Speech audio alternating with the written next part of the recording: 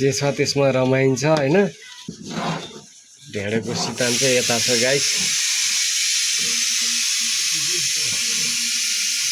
अब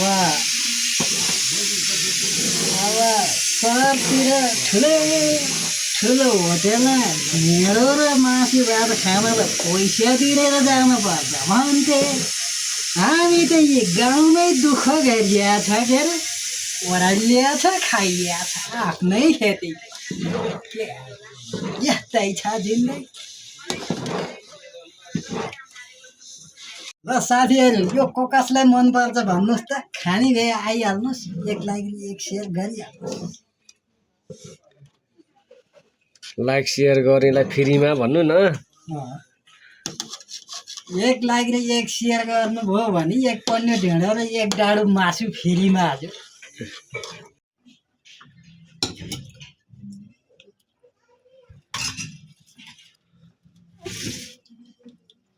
ल खाऊ बुढी, अब के गर्छौ त। अब माइतमा भात खाएर हुर्केकी तिमी।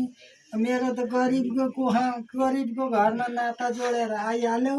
ल खाऊ के हाल्नु, भोलि भात पकाएर खुवाउँला आज। खाऊ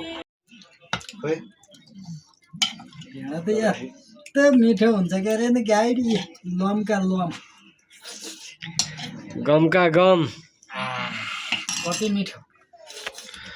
यो हो नि त तरिका, प्योर अर्ग्यानिक कुखुराको मासु, कोदाको ढेँडो।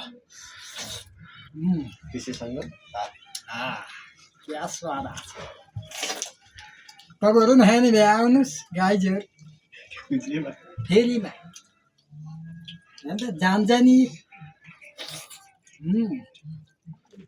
कति मिठो भयो।